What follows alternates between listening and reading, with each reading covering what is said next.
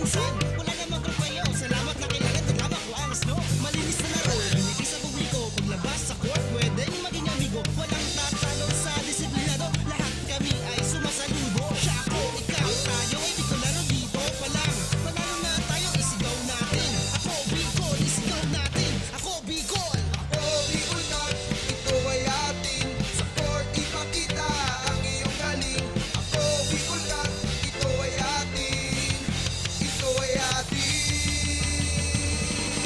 Wow, wow, wow, wow, wow,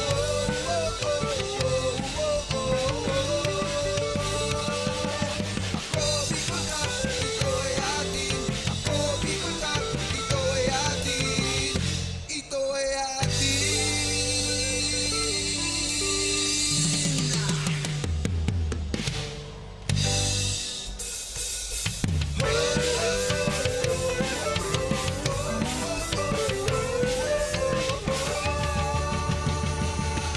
Simulan na ang laro, malakasin tuhod at braso, bilisan ang takbo, huwag na huwag susuko.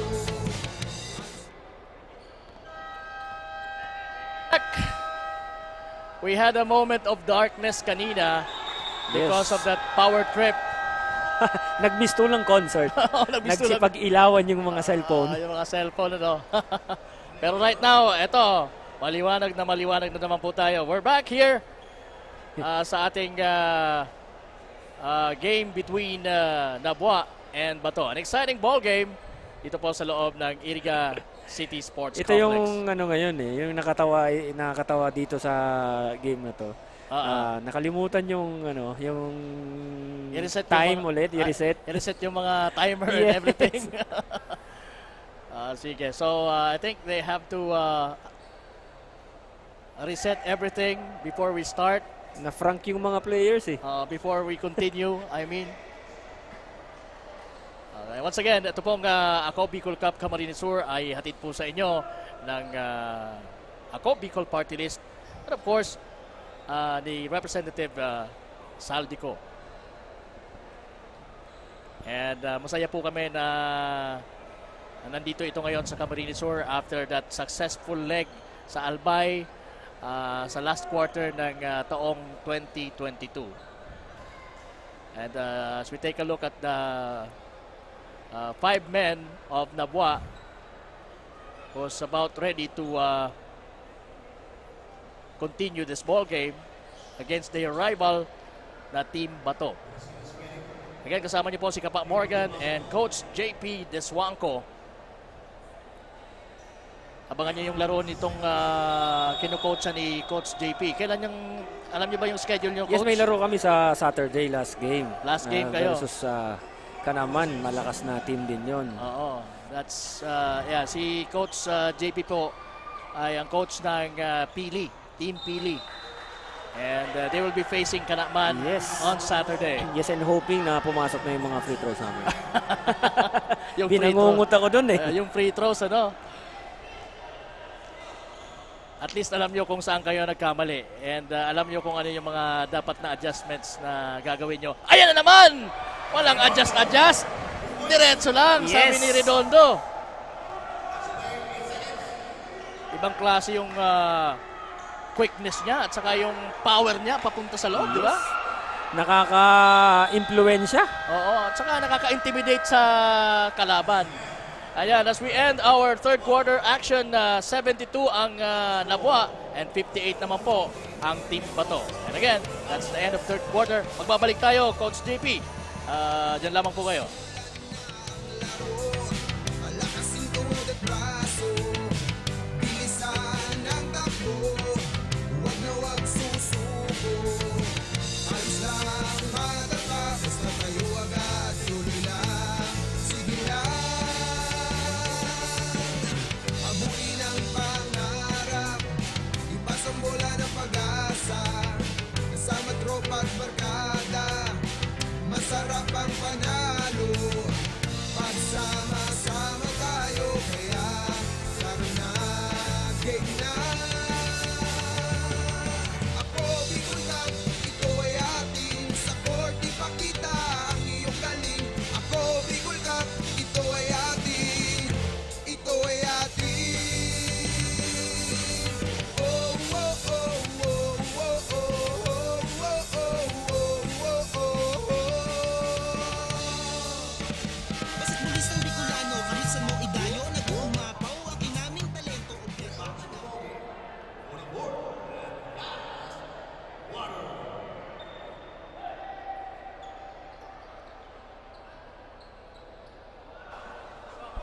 And yes, we're ready for the last and final quarter of this match-up.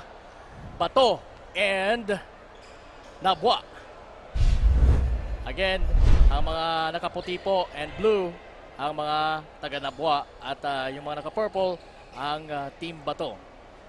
And they're trailing by 14 points. Right, Coach? Yes, Morgan. Naghahabol sila ngayon ng 14 points. Tingnan natin kung may bababa nila or may papanalo nila itong Oo, laro na to. nag-end yung ating first half kanina na tied ball game, 43 all. And ngayon, nakakalamang na naman ng 14. Itong Nabwa at nadagdagan pa dahil sa tirang yon ng mamang ito na si Hermoso.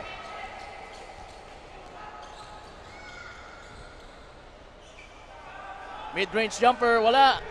Nakuha naman nakaputi ang bola. Hermoso. Ay, mali yung napasahan itong si Tortoles. Nasa mga naka-violet niya ng bola. Ayan na naman si Aicardo. Romeo Aicardo Jr. Perry Mister. Pero yung mister ng Bato. Oo, with his favorite shot. Yung stop and pop Yes. na tira. As a player, dapat meron ka talaga nun. Oo. Ayan, number 13 turns and Convert. shoots. And converts that two-pointer for Team Nabwa. And that's Fulgar. Rodney Fulgar. In the meantime, nasa mga naka-violet na naman ang bola. Aicardo, nakita yung pumuposte na si Albaitar. But Albaitar was fouled.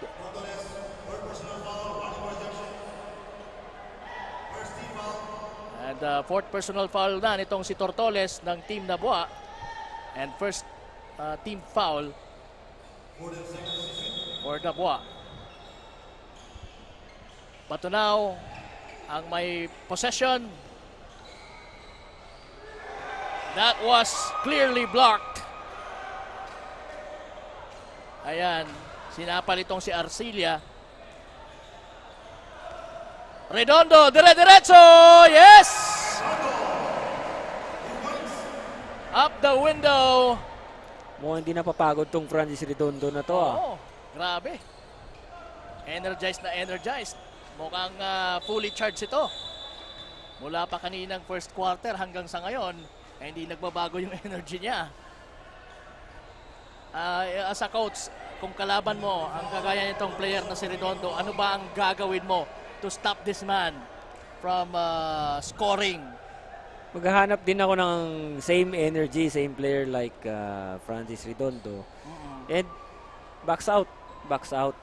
Yun yung kailangan natin, malesen lang yung na-generate niyang points and at the same time yung rebounds niya. Para hindi siya maging effective and mapalitan siya. So, kailangang tapatan mo siya. Yes. Kung malakas yung opensa niya, dapat mas malakas yung magiging depensa. Yes. Masipag siya sa opensa, dapat yung itatapat mo, mas masipag din sa depensa. Yes, and alam mong kayang sumabay sa type of game itong Francis Pero Redondo. ang tanong dyan, sino kaya ang makakasabay kay Redondo at this point in time for Team Bato? Yes, at may kalamangan na tayong 18 points. 18 points na ba? Ayan, 17 points. 78-61. Ayan, 17 points ang lamang nitong Team Nabwa. The early goings of our fourth quarter, 8 minutes and 11 seconds. Wala pang 2 minuto pa ang nakukonsumo natin. Ayan, turnover na naman. Eto na naman ang mga taga-Nabwa. Missed shot pero may foul yon. Mukhang foul doon si Alanis. And yes, siya ang tatawagan ng foul. And Fulgar will go to the line.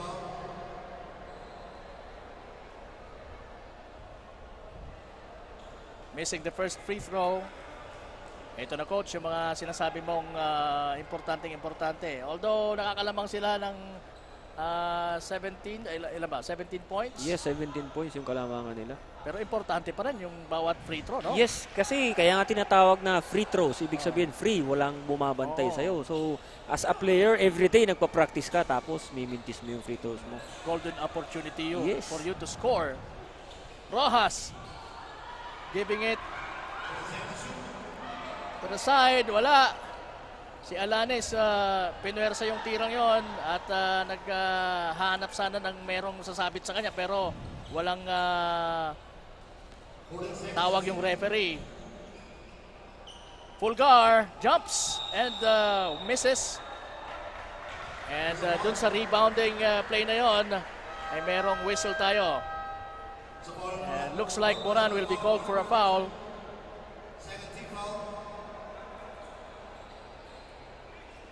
Kailangan na ngayon mag-double time ng team Bato, Morgan.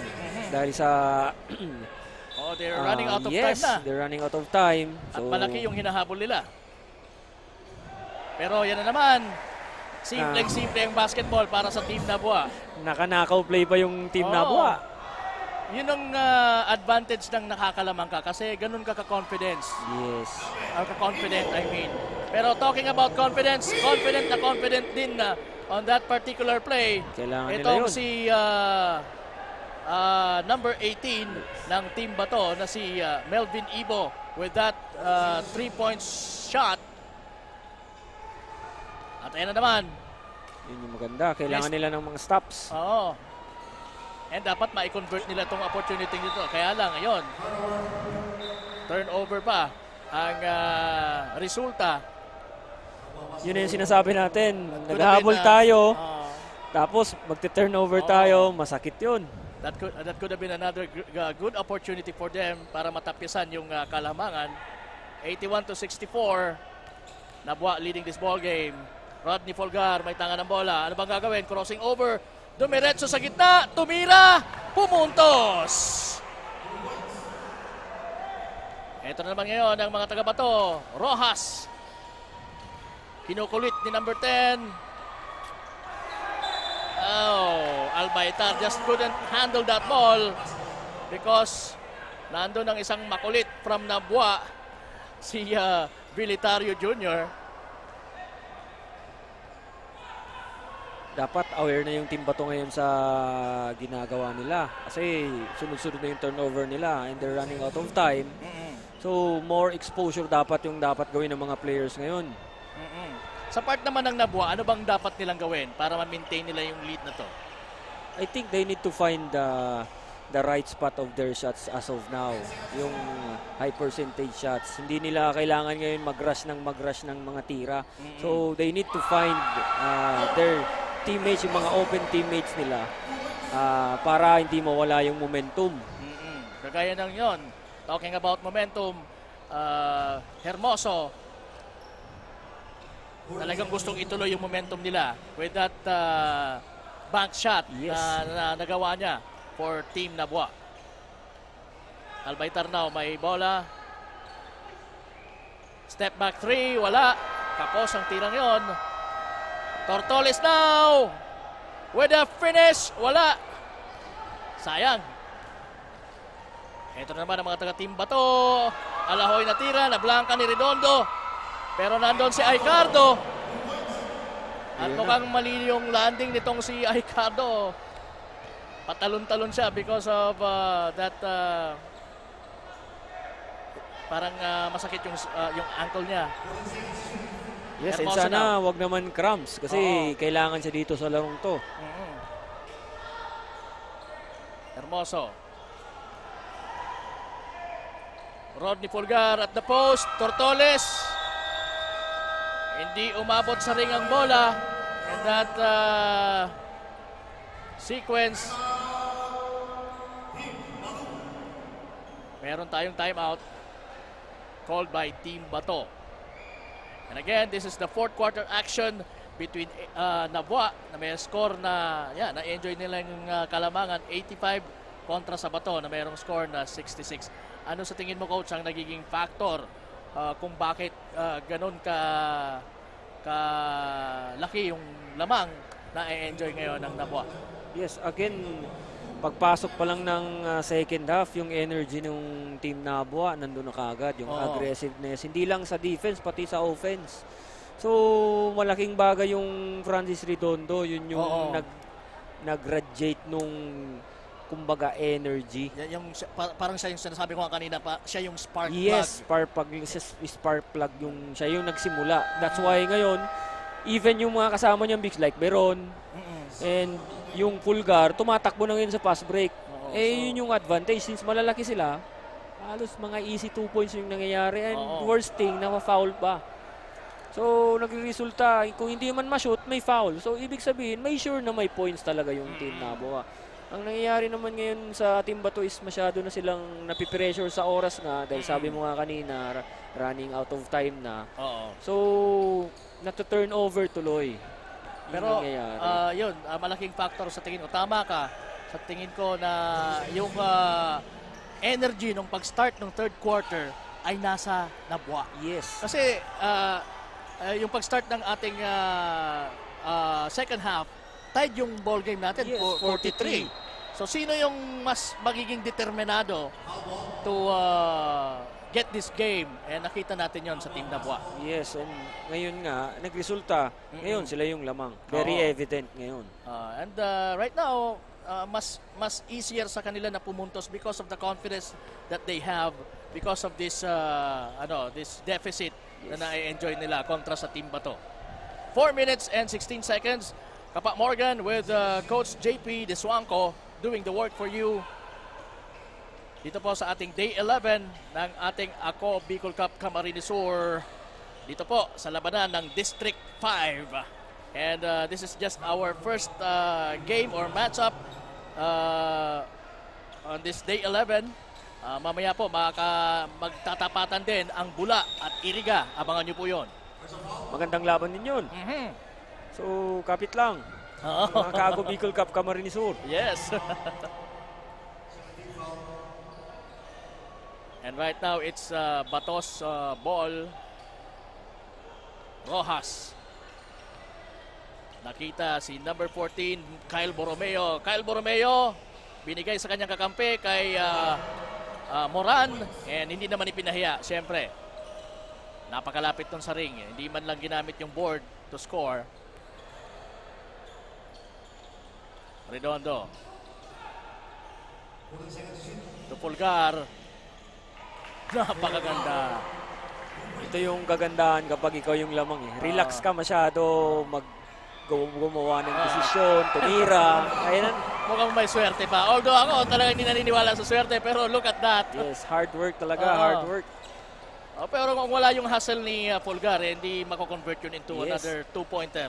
So dalawang magkasunod po na puntos mula kay Rodney Pulgar for Nabua. At ayan na nga, 21 points na po ang kalamangan ng Nabua kontra sa Team Bato. Albaitar at the top of the key. Yes! Ito yung Albaitarang nawala ngayong second half, yun yung hinahanap natin. Yung first half, maganda yung Oo. ginagawa niya sa loob ng court. Pero yung second half, medyo nakulangan ako sa energy nitong Albaitar. Oo, yun na nga, nung mga na-cause into turnover yung mga pasa sa kanya. Merong two particular pass na sa tingin ko hindi naman masyadong mahirap kunin pero na-miss niya yun. I don't know, but yun. Yes, another turnover ngayon. 2 minutes and 19 seconds na lang po ang nalalabi sa ating ball game. 19 points ang na-enjoy ngayon ng Team Nabua. At sa kanila po mapupunta ang bola. Balik na si Oquindo sa ball game. And Hermoso ang nag-orchestrate for Nabua. Oquindo launches a triple, wala. Medyo matagal-tagal din natin tong hindi nakita si Kindo Morgan. Oo, siguro dahil nga sa lamang na sila, kaya pinagpahinga ng bonggang-bongga ng Yes, kanilang coach. binigyan yung ibang players ng oo. opportunities din. I think that's a good good gesture din sa Yes. part ng ni Coach Paul Gianseppe. And that's a good jumper for Kyle Borromeo. So, may timeout tayo. Oo. Timeout under 1 minute and 31 seconds. Ang nalalabi po sa ating ball game, check ko lang yung messenger ko, baka mayroon ng mga baka mayroon sa yung mga nangangalabit. This is a good opportunity for us to say hi sa mga nakikinig sa atin or nanonood sa atin online. Again, yung mga nanonood po sa Facebook page ni Kong Saldico. Ayan, paki-share naman po para malaman ng mga kababayan pa natin na hindi pa aware na meron tayong ganitong kagandang liga dito po sa Camarines Sur. Lalo na yung mga kababayan natin from abroad, di ba? Yes. Marami rin tayong mga kababayan from Camarines Sur na nakatira na siguro sa ibang mga countries. Paki-share na lang po ng mga pinapalabas naming mga live feed.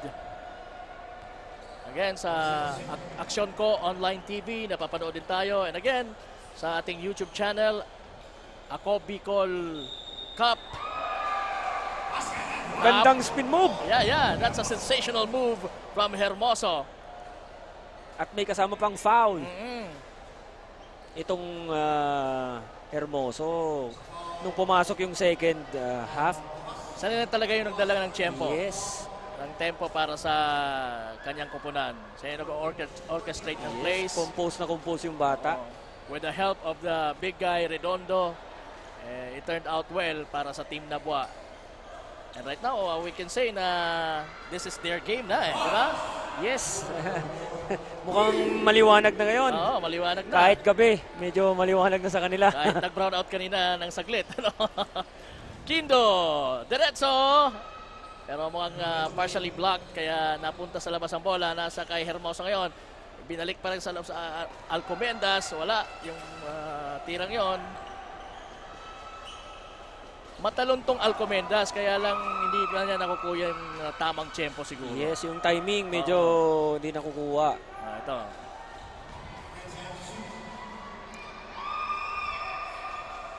Nasa mga nakaputi na naman ang bola. Another chance. Alcomendas now. Naghahanap ng mapapasahan. Nakita si Hermoso. Hermoso now. Sabi niya sandali. Konsumo tayo ng oras. 19 seconds remaining. Kindo. Binigay kay Alcomendas. Alcomendas launches a triple. Tapos ng konti pero nandun yung kanyang kakampi. For the putback. And that's the final score. Oh, I think that's it. Naba winning over Bato, 94-75. And again, malaking factor dito yung, sabi mo nga, yung spark plug with Redondo. Oo, Redondo doing the services for Team Nabua. And of course, maganda yung orchestration din ng kanilang plays, courtesy of Hermoso and the other point guards or guards ng Team Nabua. Wala pa Morgan yung Eric Bernales doon. Kasi na-thrown out. Na-thrown out. Paano kung back-up dancer niya lang yung Hermoso? Talaga? Yes. Siya yung main point guard ng so, Team Nabua. Sa tingin mo, mas mataas pa yung lamang ng Nabua.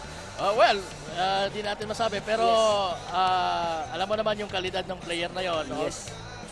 Ano lang, talagang umano yung sinasabing blood is thicker than wine. Than water. Kasi yung kapatid niya yung kanina yung nasa trouble at nandun siya para sabi ko nga tumulong. Okay, so ito yung sino kaya ang magiging kasurog player of the game natin? Sino ba yung mga candidates mo, Coach JP? Candidates natin dito is itong of course itong Francis Londo kasi ito yung spark plug. Second yung Hermoso kasi with the absence of Eric Bernales, parang siya yung nag-fill in. He filled in the shoe well. Yes. And Sino pa? Si Kido. Kindo. Yung Kindo. Kaya lang, yun nga, napahingahan siya eh. Yung sabi natin kanina, medyo sa fourth quarter, hindi natin nakita wala yung actions, hindi natin siya nakita sa So hindi siya pumuntos dahil nga nasa bench siya. Pero yun lamang po ang mga candidates natin for our best player of the ball game. And yun na nga. As we take a look at the game highlights ng kakatapos pa lang na laro between Bato and Nabua. And again, Nabua winning in this particular game. Ayan, yung mga tira ni Redondong gano'n. Lumilipad. Oo, mahirap pigilin yon. Nakakailan siya doon? Siguro mga 10. Ang dami na. Alright, so sige. Ito yung, ayan. Ito na nga, nandito sa atin yung listahan ng best player of the ball game na si Redondo with 22 points, 13 rebounds, 6 assists, 2 blocks, and 2 steals. Okay, so we're just waiting for Barbie. I think papasok si Barbie for the best player or kasurog player of the ball game. We're just waiting for that, and as we enjoy the highlights of this ball game, look at that shot from Rojas. Itinira sa ilalim ng kilikili ng kalaban. Look at that ball. Oh, beautiful shot. Eto na nga. Si Miss Barbie Floriano is getting ready with our kasurog player of the ball game. Ayan, medyo kailangan pa nating okay, so ito na. Miss Barbie Floriano with our kasurog player of the ball game. Miss Barbie.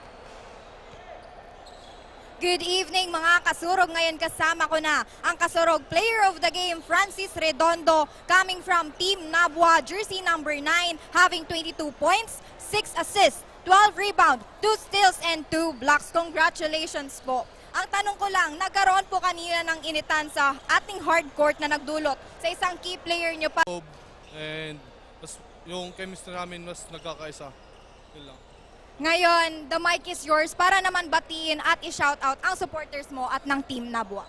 Binabati ko yung kapatid ko na nasa Saudi, si Ate Ni, Jordan Redondo, and yung kapatid ko nasa Singapore, si Ate Isel, mga kapatid ko salamat sa suporta, and kay Mayor Per Simbulan, and kay Kagawad Doc Ladaw, salamat, and kanila Ma'am Jessica, lahat na nagsusuporta sa amin para sa kayong matsarap, salamat, and sa mga sumusuporta, salamat.